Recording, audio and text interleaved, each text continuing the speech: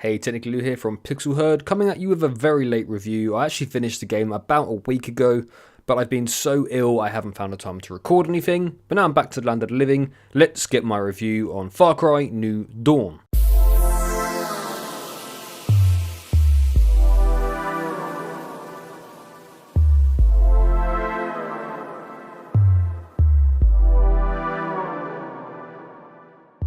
I'm going to try and keep this review as spoiler free as possible. However, this game is actually a spoiler in itself for Far Cry 5. If you didn't finish Far Cry 5 or you never played it, then quick heads up, it's played in Hope County, Montana, and nuclear bombs go off and wipe out life on the Earth, which is now called the Collapse. Far Cry New Dawn follows on 17 years from the events of that, where survivors are coming back up to the surface from their vaults, and there's like a summer bloom across the landscape in this area, and you're trying basically to rebuild and take the area back for yourself. However, they won't let you just take it back. There's a new gang around, and they're called the Highwaymen, led by Mickey and Lou, the main protagonists of this game. So the Highwaymen have taken over the area, and they're basically terrorizing everyone around. And you play as the captain. You come on a train with a guy called Thomas Rush to try and restore order to the area. You're basically a bunch of freedom fighters who've been asked to come and help. Naturally, in true Far Cry form, on your arrival you are quickly stopped and your train is derailed. It is at this point you are familiarised with the Highwaymen, and Mickey and Lou are introduced to you as the protagonists of this game, and things start to go downhill pretty quickly, just as every Far Cry game before it. To say anything more would be a spoiler, but that's how the game starts. You're on a train with Thomas Rush, who you're trying to help restore order to the area with, and things start to go wrong. Cue Far Cry New Dawn. The first point of note here is that Far Cry New Dawn was not a fully priced Far Cry game. It was actually priced a bit cheaper, and the reason given for that was that it's not a full game, it's more of a spin-off, not quite DLC, as it's a lot larger, but it's a significant step away from a full title, but it's also a bit above DLC, so it's a bit cheaper, around about $40 rather than the full $60. I actually completed this game in about 20 hours, so I think the price point's probably a good thing. I think if I'd paid a full-fledged $60 or so for and expected a full Far Cry title, I'd have been quite upset, because the game just finished quite quickly. I mean, 20 hours is nearly 100% completion. The story was probably a lot less. I think the story took me probably around about maybe 13, 14 hours, but I was taking my time doing side missions and stuff, so we'll get into that more later. But it's worth noting that this game is not a full Far Cry game, but instead more like a sort of spin-off, extra, a bit of story completion for those who really liked Far Cry 5. Okay, diving right into the story here of the gameplay. The story was good on the whole, although I felt it was obviously shorter. I think it kind of missed some key moments. Like Far Cry 3 for me was my favourite Far Cry. It had some really good moments of Vars, and Mickey and Lou in this game are really interesting characters. I think they're really well done, but they don't really do enough for me. They don't really have that moment that defines them in this game that's very memorable. You know, with Far Cry 3 you all have that moment with Vars. You remember him on the rock and he says, you know, the definition of insanity, and there's just a lot of cool moments in the game where you meet him face to face, and this game has a few moments like this, but they don't really make an impact in the same way Far Cry 3 did, which is a shame, because I thought Mickey and Lou were really good characters. The potential for Mickey and Lou in this game was really high, but obviously I'm guessing a constrained budget and time meant that they couldn't quite meet that potential, but I would have loved to have seen more from them. And speaking of people that I wish I had seen more of, this isn't actually true for Joseph Seed. In Far Cry New Dawn, Joseph Seed returns, and he actually irritates me in this game.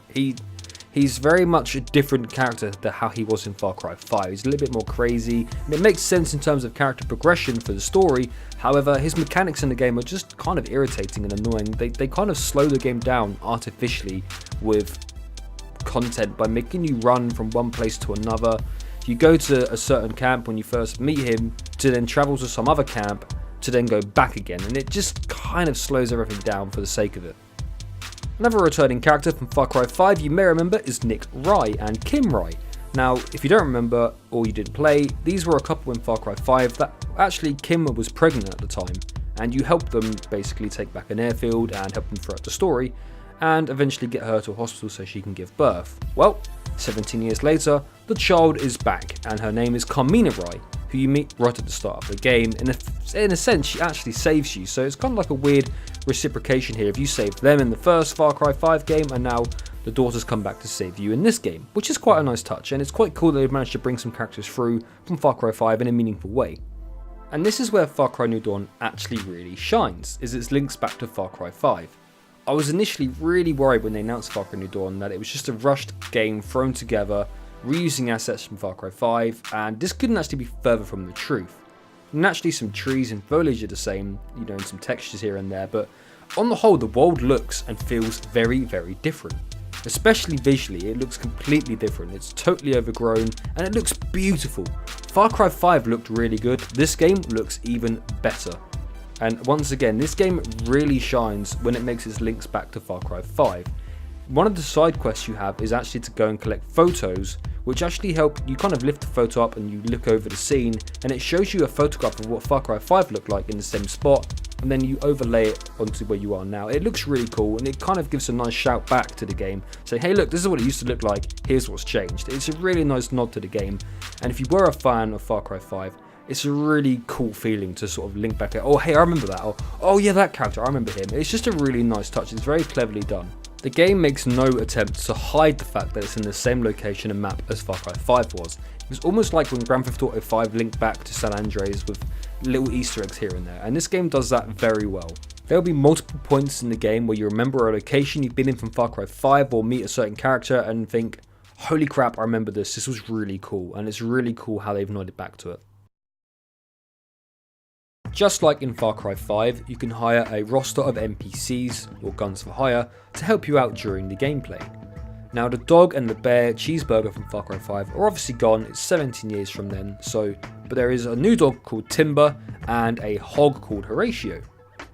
Personally, I always used the dog called Timber. I found him the most useful, especially during combat, as the NPCs you can get always usually gave me away. I'd try and stealthily take out an outpost or something and the NPC would be spotted, or they'd start shooting at something and they kind of ruin the surprise and cause me a few issues, or they get stuck and wouldn't really help. The dog Timber seemed to be the most consistently useful, and also if you're getting into vehicles, the NPCs would often kind of get stuck in no man's land. They wouldn't really know what to do, they wouldn't get in the car properly or something, they get stuck on something, and it became quite frustrating waiting for NPCs to get in the car. Timber, however, he's a good boy, he's the best boy. You get in a car, he'll jump in through the window and off you go. Pretty quickly, no muss, no fuss. The NPC humans, they needed a bit of work here. They would constantly get stuck on obstacles and would just stand there, and you'd have to move the car around and accidentally run them over and stuff. It was quite annoying. So my advice, if you're going to play this, is use Timber the dog. He is by far the best. Also, there's something oddly satisfying about being dead on the floor by bullets or explosions and a dog coming over, licking your arm a few times, and you suddenly spring back to life. Very realistic, I like it. Just like Far Cry 5. If you're down, doesn't matter how, the dog can save you by licking you. Yep, totally works. I like it, it's silly, but I like that. And he seems to be the best at doing this, Timber. The human NPCs, again, they get stuck on a fence, they'd just be running on the spot against the fence or something, so you'd be dead waiting for them to come and get you, and they would just never turn up. It was very, very frustrating at points. The good thing about the roster of NPCs is that the characters with the new theme and aesthetic of this game are very interesting. There's some really cool characters like Nana, who's an old lady who's a sniper, and she's totally nuts. And there's another lady who you meet who lives by a missile silo, and she says some very funny things. She's very crazy, and they add again some more character to the game, which is a nice touch. I especially like Nana. She's just very strange, very sweet little old lady, but not sweet at all, and very vicious and savage. She was cool. I like Nana.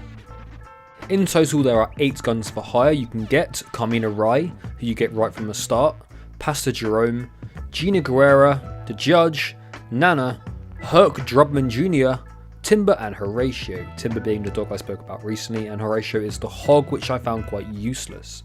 There's a bit of speculation that the Judge in this game is actually who you played in Far Cry 5. There's a few references in the game that sort of suggest this and hint this pretty heavily, so it's kind of cool. The Judge is like a mysterious character who never speaks, he has a mask on, but it's strongly hinted that that Judge is the person you play in Far Cry 5, so that's kind of cool. The rest of them meet out in the world as normal. You sort of follow through the story missions and they direct you to certain places and side quests, and you get to meet the certain people. One of the standout characters of the game, I would say, are Herc Drubman Jr. He was in Far Cry 5 as the kind of crazy wacky guy who wants you to do all the stunt driving and stuff. He's a really cool character in this game and has some very funny dialogue options. He's probably one of the funniest characters in the game. However, there's one mission in particular with him where you drive a car, but the car is really slow and it doesn't really do much. It is a really awkward chase scene where not even that many AI chase after you. It's probably the most awkward part of the game, which is really disappointing because that could have been a really fun mission, but it was ultimately underwhelming. But luckily the dialogue from Herc Trubman is really funny and makes up for this quite a lot. Just like Far Cry 5, there's a lot of side quests as well, and you get various NPCs around the map who will help you, and these are actually kind of better staggered out. This game doesn't feel quite as linear as Far Cry 5, in that the story missions are obviously linear, but the side quests are more randomly encountered. You have to kind of explore the world a little bit to have various NPCs approach you and give you clues, and various events will happen that will direct you towards areas which will help you meet some of the NPCs that give you side quests. So maybe that's just my experience, but it didn't feel quite as linear as I would normally expect, which was kind of nice. It kind of encouraged me to get out and explore the world a bit more, which was good on the whole. Some of the NPC side quests are really good as well. Some of them actually were better than the story. In fact, I'd say the side quests are where this game really shines as well, because some are so interesting and funny. They really had some creative freedom here and take liberties here to do some really fun things that are perhaps a bit too outrageous and outlandish for the story missions. But as side quests, they're really funny and they're really good experience in this game. Probably the high point of this game is the side quests. Another high point for this game here is the treasure hunts. These were the prepper stashes from Far Cry 5, and in this game they have a bit more fun. There's a lot more fun things. In one example, there's a haunted house you go through, and you make your way around this house, things pop out at you, and they don't really make you jump, but this is kind of cool. They took a bit of fun here, and had a bit of fun with the environment and the scenery, and tried to keep it a bit interesting and some fun sound effects and things like that. And I'd say the treasure hunts in this game are probably the most fun I had. There were some really cool cave scenarios where you go through a cave and you swim through sections, solve a few puzzles. There's one where you climb through an abandoned train and you make your way through it and rappelling and stuff, and that was a really cool moment, and it's very beautiful scenery surrounding it as well. There's just some really good sort of scenarios that come out of the treasure hunts that you wouldn't normally get in the game, and these are really good. Just like prepper stashes in Far Cry 5, these are a really nice addition to the game that really help add some good fun content. They're not just go here and collect it. You've actually got to do something when you get there. In fact, there's one where you ring a bell on a church and it summons a bear, and you come along and you kill this bear, and it has a key that is eaten. You can then use the key to unlock a room. As I mentioned earlier, the nods back to Far Cry 5 in this game are really well done and they're really good, and the strongest area they do this in are treasure hunts. Most of the treasure hunts in this game take place in key locations from Far Cry 5, so you help to get a sort of good picture of what it used to look like and how it is now, and sort of bring back some good memories from Far Cry 5. In fact, if you remember the guy who has like an electric ball and he gives you that crazy gadget that melts enemies, his house is in this game and the electric ball is turned on and stopping enemies from getting to the bunker entrance. And at the time you arrive there is some enemies trying to get in, and one of them has got himself into quite a bad scenario. So you get there, kill these guys, and then you try and figure out a way to turn the electricity off so that you can get into the bunker and get the treasure. And things like this were really good, really cool moments of the game, and I kind of wish there was actually more of them. If you recall from Far Cry 5, there's a bit of a gag at one point where they mock basically the climbing of towers to unlock map locations. And they say how this is not a thing in Far Cry 5 anymore, and again in Far Cry New Dawn there's no more climbing towers to reveal parts of the map. However, they do still have the cool climbing mechanic for the treasure hunts and such, and there's the rappel tool and stuff you can use as well. So how does this game add some replayability, you might ask? And here's how they do it in this game quite cleverly. We'll aid the expeditions, and the other repeatable thing you can do is outposts. On this game, if you capture an outpost, it's quite easy the first time. It's like a tier 1 once again, you get the tier 1, 2 and 3. And then once you capture it, you can then scavenge it, and it will basically give up the base. The NPCs, the highwaymen, will take it back, and you can then retake it again, but this time for better rewards because it's a higher difficulty. And you can do this up to tier 3, so you can take each outpost twice, and then you can keep going again and again and again at tier 3 to keep getting more resources like gasoline for prosperity and stuff. It's quite a nice little touch. If you're a bit of a completionist, you can, go through and try and take each outpost up to tier 3 to try and get the achievement and the challenge and stuff, and to get, of course, more resources. It's pretty good, and there's some expeditions in the same way. You can repeat them over and over again. It's a nice little extra touch, and it kind of helps give some longevity to a game that would otherwise be quite short. So they've taken some clever options here to try and extend the gameplay time for those who might be a bit put off by the price tag of a game that isn't really much in the way of story. It's only a short story, so this is a clever way they've kind of opted to make the game last a bit longer. Crafting in this game is much more limited than it was in Far Cry 5. It's a much more simpler version. Where in Far Cry 5 and the other Far Cry's before it, you would craft pouches for more ammo or specific things. In this game, you really only collect pelts from animals to either get an elite weapon because you need a specific like king bear skin, for example, for a certain weapon, or you trade them in for resources to a pelt trader. And that's basically all there really is. The only real crafting in this game is creating weapons. So in this game you go around collecting gasoline and certain components which you would then use at a crafting station to build a weapon. And weapons in this game now have tiers. There's a much more RPG kind of feel, but it doesn't really go very far, but they've kind of added a few RPG elements here. And it even has health hit indicators like damage pop-ups when you hit a player. You see a little number come up by a player to how much damage you did, which is kind of unnecessary. It doesn't really add anything to the game. It just makes it feel a bit more RPG than perhaps it normally is, but ultimately there's no real difference. It doesn't really affect gameplay too much, but the tier of weapons does. So you now get tier 1, 2, 3 and 4, which is the elite tier. So certain enemies are also tiered. You get tier 1 enemies, tier 2, tier 3, tier 4, which are the elite.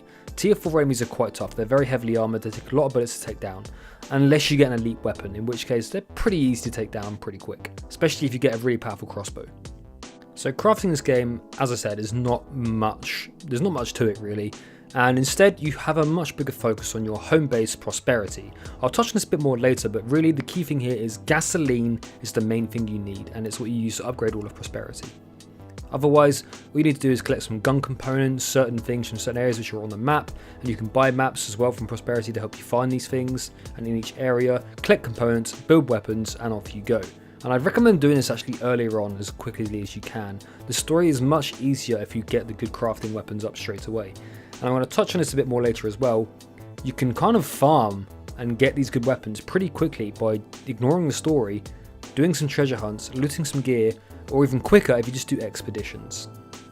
The other thing you can craft as well is vehicles, and there's some really nice cool vehicles. Some of course you can buy from the Ubisoft store, or you just gather the materials in game. Same for guns, you can buy them from the Ubisoft store or just gather some materials. And honestly, the earn rate for materials in this game is so high that you don't really ever need to buy anything. I didn't buy any Ubisoft coin to get anything in the game. It's really not necessary at all, which is kind of good. It's just kind of like a nice little extra if you want to skip past that stuff. But you can actually farm and get the weapons and vehicles in this game very easily and very quickly if you really want to.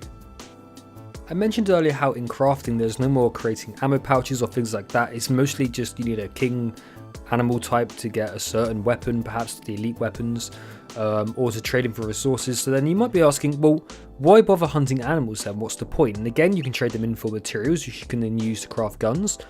So you might be wondering then, how do I get more ammo? Am I stuck with a low ammo count from the start of the game? And the answer is no.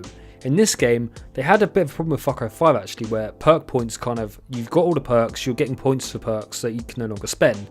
And in this game, they kind of fixed that by reshuffling this slightly. So in Far Cry New Dawn, you get perk points, and there are certain perks you can stack. So now there is a perk to increase your ammo capacity, grenade capacity, and how many weapons you can hold, or medkits, sorry. So certain ones you can stack. So for example, you can't really stack weapon ones, but you can stack medkits, grenades, and ammo, which is good because you can complete the game and you can just keep getting perk points, making your character better, do expeditions, and then use your very powerful extra health and ammo and medkits to do some serious damage and have a lot of fun. You basically become an invincible god pretty quickly by stacking the perks. Expeditions are a new venture in Far Cry New Dawn, and there's 7 of them in total. They're pretty good, they're not great, some are better than others, but it's quite cool to see some locations in the aesthetic which you wouldn't normally get to see if we stayed in just Hope County. So these all take place in locations that aren't in Hope County, Montana, and you get an ISS crash site in the desert, a government plane wreck in like a bit of a wetland, Alcatraz Island, which is really cool aesthetically, 5 Stars theme park, which is really cool, Navajo Bridge, and HMS McCaubrey, I think is how you say it, which is an aircraft carrier, and that's a pretty cool one as well. These are also repeatable, and I'm going to touch on this later as well for outposts, but in this game, they start off with easy difficulty, you complete them, and you can do them again at a tier 2 difficulty, and then do it again for tier 3 difficulty. And it's quite a nice way to make a bit more content by sort of repeating it. They are repeatable in a good way. In tiers 1 and 2, they're pretty much the same, but a bit more difficult. And in tier 3, they start to randomize locations and things. You don't know where to go exactly. And the premise of an expedition basically is that you drop in from a helicopter, get all your ammo and gear ready, go into the mission. You've got to find a certain package which is tagged, collect the package and extract it for a pickup by a helicopter. Once you grab the package, all the enemies are alerted to your location after a period of time, and they all start hunting you down, and you basically have to hold off and survive until the helicopter comes back in to extract you. I wish they would have had a few more variety of what to do in them, but they're good in tier 3 because they are, once again, random, but unfortunately only sort of really 3 or 4 locations in different. So once you've done it 2 or 3 times, you've pretty much done it really. It's not going to be that much different from then on, and it kind of gets a bit samey. It's not that great to repeat them, but it's good that you can use them to farm up and gather materials, especially gasoline, which is very helpful when you're trying to get some weapons or upgrade prosperity, which I'll touch on again more later. One of my main frustrations in the game was the random encounters you have in the world. Now, these happened in Far Cry 5, where you'd find some NPCs that were captured and you could go and free them and you get some perk points for this, or you can find some trucks carrying gasoline or something like that. And the random events where you'd find NPCs that were under attack and you could help them and save them, well, these are again in Far Cry New Dawn. However, they happen so often they no longer feel random. They actually are infuriating. Sometimes you'll go and find an NPC you want to talk to and a wild animal will attack you. And wild animal attacks should be pretty rare, like a hawk comes down and attacks you, or an eagle, whatever it is, or a wolverine comes and attacks you. But this happens in Far Cry New Dawn so often, it actually destroys your soul. Every time I was talking to an NPC to try and progress the story or find out where their treasure hunt is, because a lot of NPCs in the world you find tell you where some treasure are, they constantly get interrupted by a gunshot either miles away you can barely hear, and they then proceed to run for 5 minutes straight to get to this confrontation, which is over by the time they get there, just so you can restart the conversation, or a wild wolverine attacks you every 5 minutes. The wolverine attacks happen so goddamn often, you're constantly having to restart conversations with NPCs, and it's the most frustrating thing about this game. The random events are not random. They are far, far too frequent to be random, and they are very, very annoying. I'm all for random events happening in the world to make the world feel more alive. However, this is too much. This needs toning down a lot. This isn't like a game ruining problem, but it does add some frustrations to what otherwise would be a really good experience. And again, there's no problem with random events happening in the world. It helps make the world feel more alive, but when it happens that often, it's a problem. Okay, I've kept mentioning your home base called Prosperity, and I kept saying I'll come back to it, so let's get into Prosperity. This for me is a bit of a disappointing factor in the game. The whole game kind of revolves around this new home base, which is called Prosperity, and that you're meant to upgrade it, and NPCs join your base and things like that. Now, this is a big change for Far Cry. We've not had this before. So basically what Prosperity is a little camp where you start the game, and it has different areas. It has a garage, a helipad, like a training yard for your NPCs, for your guns for hire. It's got various different components of the Prosperity home base that you can upgrade using gasoline. But once you upgrade them, you can get better, you get access to better weapons, you get access to be able to craft better vehicles, you can get your guns for hire, get better tier, and you can unlock some treasure maps and stuff, and it's good stuff. It's just, it doesn't really go far enough, and it's too easy to do. I could kind of see this game being a testbed almost for Far Cry 6, because if they were to put in a bigger home base for Far Cry 6, if they are going to make one, this would be a really good thing to do. I really like this mechanic, it's just it doesn't go far enough. It's ultimately pretty disappointing, and you upgrade it pretty quickly and then there's not really much else to do with it. And a lot of areas you upgrade, they upgrade and they don't really change much. I was really hoping to see the base kind of transform. Some new rooms open up that you didn't have access to before, but I was really hoping for a more drastic, dynamic changing home base, and that doesn't really happen. I also felt like the home base didn't really add much to the story, besides going back there every now and again to interact with an NPC to carry on some dialogue. I never really felt this need to go back there. I kind of farmed all the expeditions and outposts so I could unlock the, gasoline to upgrade the base, but once I upgraded it to the highest it could be, it was pretty much not touched them for the rest of, almost half my game time was spent no longer going anywhere near the base. So I'd finished the story, I fully upgraded it, got all my best equipment I could get, and I didn't really ever need to go back there ever again. It was just a kind of shell of what it could have been.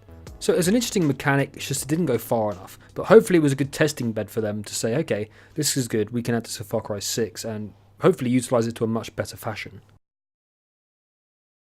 So my final thoughts on the game is that the game is good, I had a lot of fun, I really did enjoy my time with this game, although it was pretty short. I spent about 20 hours, I could probably sink another 5 hours in if I wanted to really complete everything, getting all the skins and all the fish. maybe even 30 hours. I could probably enjoy playing it. Probably more if I'd done some co-op, and I will state I didn't actually do any co-op with this game. None of my friends had this game, and which is an interesting thing I want to touch on, that none of my friends bought this game. None of them. Far Cry 5, I had probably 8, 9, 10 people I could have picked at any point to do co-op with. This game, nothing. Which is a shame, because I feel like there's a big part of the game I missed out on.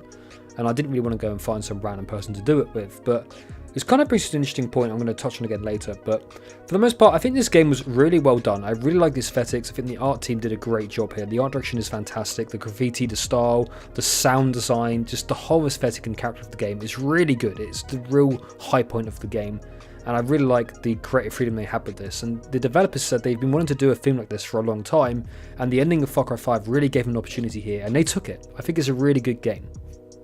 But this is the problem. It's only a good game.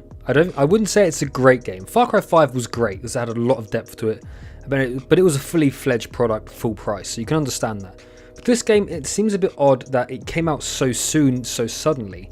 And I've seen reports that didn't sell exactly as well as I would have liked. This brings me to an interesting point, which I said I touched on earlier, was I feel like I have Far Cry fatigue. This game came out so quickly after Far Cry 5, I just didn't really feel like a massive desire to play it. I did, and I'm glad I did, so I really enjoyed it, but I think the game needed a bit more time, because a lot of the things they've done were very minimalistic feature adds. You know, they were good features, but they didn't do enough. They didn't go far enough with it, and a bit more time could have probably made these much better. And sure, maybe they weren't really going for that, they were just going for a quick, short follow-on to the story, and that's why the scope of the game is a bit smaller, which is a shame, because this had potential to be really great. It's a really good theme, and it almost feels like wasted potential. I would have loved to have been able to do a bit more stuff with the crafting, and perhaps even some PvP in there. And it would have been great to have those kind of systems in there, and even maybe take an extra year to make this a much bigger, fuller-fledged product, and really flesh out the story and the characters. Because again, Mickey and Lou were great characters, it didn't do enough. There wasn't any special moments with them really.